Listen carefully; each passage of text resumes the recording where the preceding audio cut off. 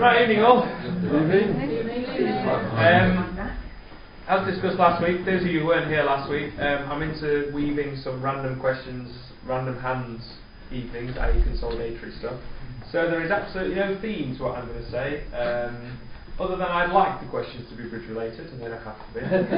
But I reserve the right to refuse answering if they veer away from bridge. So basically what I decided to do is we've got some random hands, and by random I mean pure random. I've not touched them, promise. But I tend to get some people approaching me with certain bridge related questions, like last week you said X, did you mean this, or I'm not quite sure what you meant, did you mean Y, or whatever. And rather than answer that question to one person, which I'm happy to do, I thought I might as well take some questions in front of everyone in case someone else might have thought that and not got round to asking me. So, here is the time where you've got 10-15 minutes to ask me any bridge related questions. If there are no one who wants to ask me bridge related questions, that's fine, we'll just play more bridge. But if you have any questions about what we covered last week, or anything really, then feel free to ask them now. Okay? What did you cover last week? That's a great question. Last week we looked at when partner opens a suit and rebids a second suit, what your options are. That one recorded alright, didn't it? Yeah, so that will be appearing on the YouTube channel at some stage. Your options, to be brief, are prefer one of their suits which is weak, bid full suit forcing which is strong, bid some number of no trumps which is strong, or bid your own suit together. Just checking you've got your watching. Okay. Any other questions on bridge related stuff? Nothing? Yes. Go on then. Fire away. You know what they're going to be, I think. Go on then. 4441. Yeah, good question. What is the procedure? What do you bid? What's the rebid? Okay. You pray. There's a bit of guesswork involved. Now 4441. Yeah, I know. 4441s are awkward. That's because you're an unbalanced hand without a 5-card suit, which is quite a difficult thing to get around. Because our whole bidding structure is you bid your 5-card suit, then you bid your 4-card suit. You can't do that, and you can't bid no trumps because you're not balanced. So it doesn't actually fit into anything. Depending on your singleton, it does depend on what you open. Now I've come across 3 different theories. There is the EBU recommended theory. There is the Andrew Robson recommended theory. Andrew Robson's a very good bridge player, for those of you who don't know him. And there's what I mathematically worked out and I think is right theory. I think I'm right, but we'll just wait to hear what you think. So, the EBU theory is you open middle of touching 3 or bottom of the one below the singleton if you haven't got 3 touching. Oh, that's the one. Which is nice and easy to say not. The Andrew Robson theory is you always open a club or a heart depending on what colour your singleton is. My theory is you always open a minor. The reason I prefer the way I do it is because if by opening a minor, if you are forced into lying, i.e. you bid a club and then you bid a spade showing 5-4, you've shown 5 of a suit that no one is going to get too giddy about. The problem only ever occurs if your partner responds in your singleton, which happens more than you might like to think. So you shouldn't be opening some number of no trumps, unless you've got a really good hand and your singleton is an ace. I suppose you get away with that, even then it's not perfect. My theory is you always open a minor. In this instance we've got a singleton in one minor, so you only have one option here, you open a club. The only problem you get is if your partner responds in your singleton. If your partner responds hearts or spades, everything's okay because you've got a fit, relax. If your partner raises clubs, I'm not over the moon with playing in a minor, but at least we've got a fit so we can relax. If partner responds a diamond, our singleton, you have, in inverted commas, a problem. The reason you have a problem is because now, if you bid no trumps, that shows a stronger balanced hand, which isn't true. If you bid one of these suits, you're showing 5 and 4, which isn't true. So 4441s are hands where, if they respond in your singleton, you must lie, because our system does not cope with them, basically. So the reason I suggest you open a minor is because if you are forced into lying, you're lying about a minor. We've now shown 5 clubs and 4 hearts. Yes, that's not perfect, because you've lied, but you had to. But here your lie should be relatively non-harmful, because if they are going to play in clubs, then the hand is not going to go very far anyway. And whilst a 4-2 club fit would not be very pretty, at least you've told the least bad lie, because you've lied about a minor, and a minor length is less likely you end up playing the minor. Your partner would prefer a major or no trumps if they can do so. So that's why I suggest opening a minor. And the easy way to remember my method is the colour of your singleton, you open the minor of opposite colour. So if you've got a red singleton, you open a club. If you've got a black singleton, you open a diamond. You don't have to get too into that, but it just gives you more options later. If I move this singleton... Sorry, slow down a bit. Okay. If you... have a red singleton, you open a club, the minor of opposite colour. Yeah. And if you have a black singleton, you open a diamond, is what I suggest. The reason for that, again, always opening a minor. The reason for that is if you have a black singleton and the singleton is clubs, you can only open one minor, naturally. If you have a black singleton and it's spades, by opening a diamond, again, the only problem they give you is responding in your singleton. If they open a spade, you can make your rebid 2 clubs and give them a choice of 2 minors. Yes, we have lied about our diamond length here. But again, this is the smallest price to pay, lying about minors. I'm not trying to encourage you to lie all the time, but with 4-4-4-1s you have to tell some fib if they respond in your singleton. So basically, if you're 4-4-4-1, and minimum, if you open a diamond and here 2 clubs, it's more or less forced to bid 2 diamonds. If your singleton is clubs, yeah. Your singleton's clubs, yeah. But they should not have a major, or enough to bid a major, yeah. Pete was just saying if your singleton was here, if this was your shape, by opening a diamond, you rebid 2 diamonds, again lying about the minor. If they have a major, they're going to mention it anyway, so I don't think that actually costs you. Yes, again you're lying about a minor, but it's not perfect. The reason I dislike other methods is if you took the EBU method or the Andrew Robson method, you would open a heart on this hand. Partner bids 2 clubs. Now you've got big problems because you have to lie about your original suit, which is now a major. So if you bid 2 anythings, you're promising 5 hearts. That's big problems, though, because they definitely could agree to play in hearts because hearts is a major. So that's why I'm advocating and trying to convince you that opening a minor is always right, because at least you're lying about a suit that no one cares about in theory. Okay? Points to open. Sorry? Points. Normal opening hand. 12. Yeah, I don't agree with these people that say don't open 4-4-4-1s with 13 points. I think that's suicide. Because if you have 4-4-4-1 13 and your partner has 4-4-4-1 13, you've missed an easy game. So it's just I don't agree with that at all. So normal opening hand. The good thing about 4-4-4-1s is when you find a fit, they're good because you've got shortage. They're difficult to bid, incredibly difficult to bid. These kind of hands, you really want the opponent to bid the suit you haven't got. If they open a club, you're delighted because you double and that's it, you're done. But if you are forced to open these hands, again, just to reiterate the tagline: black singleton, open a diamond; red singleton, open a club. You just have to take the word for it, unless you want me to go through all the maths, which is very boring, trust me. Okay? It's probably quite rare, isn't it? Yeah, they're not too frequent. And not only that, someone bids before you quite often when you get 4-4-4-1, so the problem disappears. Do you still work on that same basis then, if someone bids before Someone you? bids before us, then you can, depends on who you are, and if you're the overcaller, you can double if it's them, because you take out in. If you're the responder, you just bid up the line, because you're only promising 4 cards. Of course, if partner opens one of a suit you've got a fit for, you've got a fit, you tend to find there isn't a problem until you're the opener. Tend to find. Of course, the problem can be solved very easily if you find a fit. If you open one diamond, your partner bids a heart, everything's okay. Because you found a fit. It's only when they respond in a singleton do you get to an uncomfortable scenario.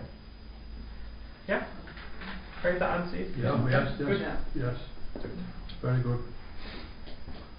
Anything else? Yeah. Go on then. Splinters. Okay. Why? I'm intending to redo splinters at some stage, but I will do them briefly now. Well, Go on. why is it not advised to open with an ace or a king splinter? Okay. I cannot understand why not. Okay. The quick answer is it changes how you value. I'll just do it hand. It's easy to just do it hand. Could you explain what splinters are? Yes, I will. I'm going to do them sometime soon, anyway.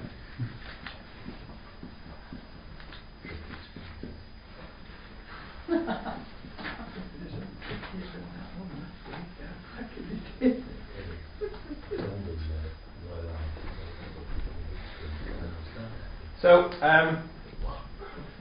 splinters are when your partner opens the bidding and you make a bid which is a double jump. So 2 clubs will be clubs, 3 clubs will be strong with clubs, 4 clubs doesn't need to be super mega strong with clubs because you don't need that kind of bid. So a double jump says 2 things. It says I agree with your suit, hearts and trumps, and I have shortage in this suit, 1 or fewer. Ideally none, but you can have 1. Should not have 2. So shortage there refers to 1 or fewer.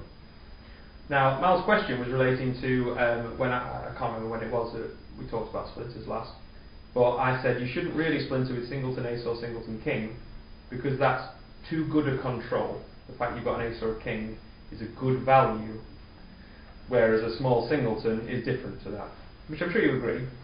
Now, the main reason for it is because the person who is opposite the splinterer, this person, the opener, values their holding in that suit, or disvalues it depending on what they think. So this holding, king, queen, x, opposite a splinter, is a very bad holding to have. Because if your partner's got a singleton small one, how many clubs do you expect to lose? 2, I thought. 1, because you're going to lose 1, and he's going to trump them, isn't he? If he's got a singleton small club, you're going to lose 1 club. If your partner's got singleton ace, that's a very good thing to have, isn't it? Now your king, queen of clubs are good. Okay? So a singleton small one and a singleton ace are very different for this holding. If he has 2 small, he or she has 2 small clubs, you're going to lose 1 club. 1 small club, you're going to lose 1 club. My point is, if you take those away, opposite a singleton club, I appreciate you've now not got an opening hand, but you get the point. Opposite a singleton club, you're still only going to lose 1 club. So a small singleton, opposite kings and queens, the kings and queens are useless. They might as well not be there. You're going to lose 1 and then you're going to trump the rest. However, opposite a big singleton, kings and queens are useful. So the reason we restrict, I mean you don't have to, people can splinter on singleton aces. The reason we restrict splinters to singleton small cards, I suppose a queen or below is starting to get useless. The reason we do that is so that the opener knows how to value their suit. So as soon as your partner makes a splinter, you should look at your holding in that exact suit, because that is very important as to how your hand is going together. The dream holding is something like that, or even that, because their splinter, promising 1 or fewer clubs, means that your ace will deal with their singleton, and then you will trump the rest of the clubs. So that is very good. King, queen is useless. Because king, queen, you're going to lose 1. 4 small, you're going to lose 1. Do you see what I mean? Follow me? No? Okay, right. I'll draw the hand up. Not following. 3 small. Is it 1 small? You're bound to lose 1, aren't you? Yeah. No, that's This is one where splinters comes in. Okay. How do you do the splinter?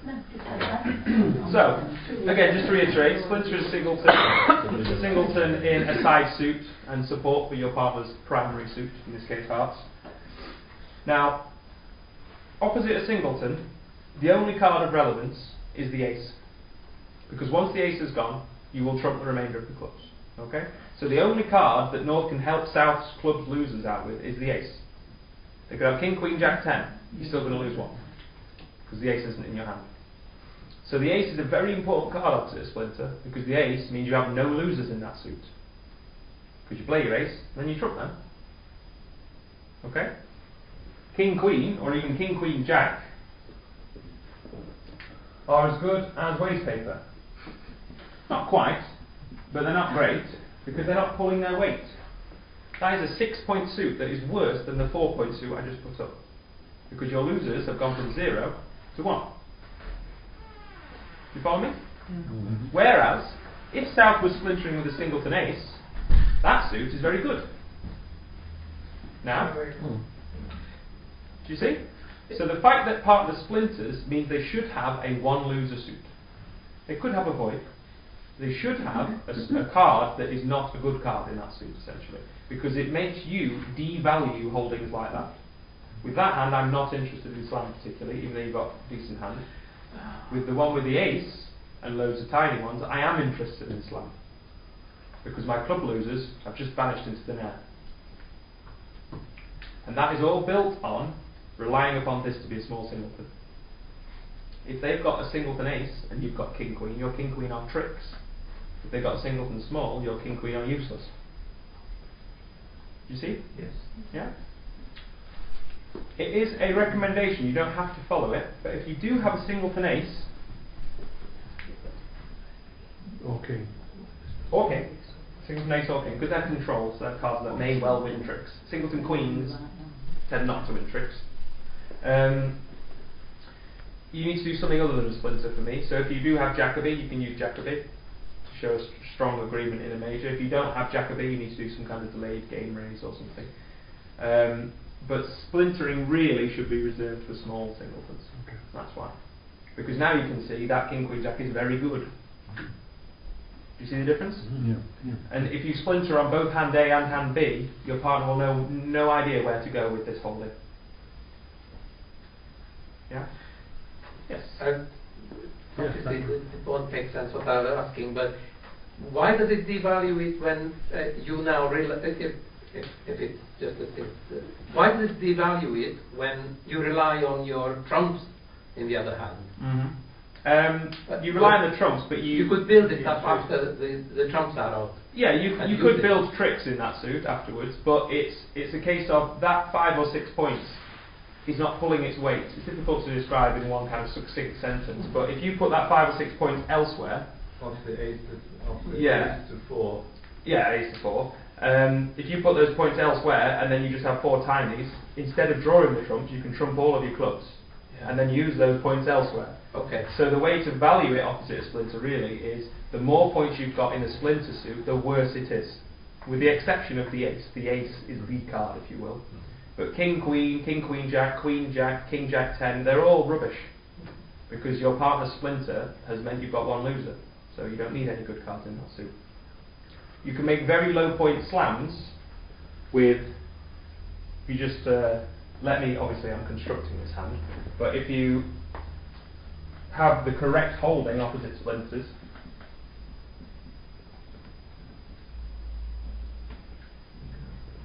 make very low point slams. That's an 11 count. The reason we're bidding a splinter is because we've got a singleton, so we think we can make game. That's a 12 count, but you can see it's quite realistic that you're going to make slam. Because you lose a club, you trump all 3 clubs in dummy, you draw the trumps and your hand's high. You lose no spades, no hearts, no diamonds, 1 club. Okay, it's not nailed on. Trumps could be 4-0 and someone overruffs you in dummy or something, but it's got good chances, this slam. That's because your holding opposite the splinter is a dream. All of those 4 losers have gone from 4 to 1. If I move points, if I pinch these 2 queens, okay, pinch those 2 queens, this is probably the best way to show you, just do it. So I've pinched 4 points from the diamonds and hearts, and I've now put 4 points in the clubs. So in theory, this hand's strength has not changed. You can now see slam has got no chance. It's not even close. Because you have no spades, no losers in spades, you have 1 or no losers in hearts, depending on how the queen's behaving. You have 1 loser in diamonds you can't escape. You have at least 1 club loser. This king jack of clubs is useless. Might as well throw it on the floor. Do you see? Yeah? So, You're just going to have to take my word for it if you're not with me. But the more points you've got opposite splinter, the worse it is. However, if they had singleton ace, the better it is. So that's why you need to decide which one you do. So if you do have a singleton ace or singleton king, do some of the variant. Knight e Jacobi if you've got it. That's fair enough. Okay. Yeah, thank you very much. Yeah. Right. Had enough of me talking. So it's great. So how do you know it was even doing a splinter in the first place? So You've agreed that if you double jump in a suit, it is a splinter. Oh, I see. Because you don't need 4 clubs to be clubs, because you've got 2 clubs and 3 clubs to both be some kind of club hand. There's only so many clubs you can have. Alright? Yep, yep. Had enough of me talking now? Yeah. Me too, yeah, okay. Right, let's do something else. Plenty to get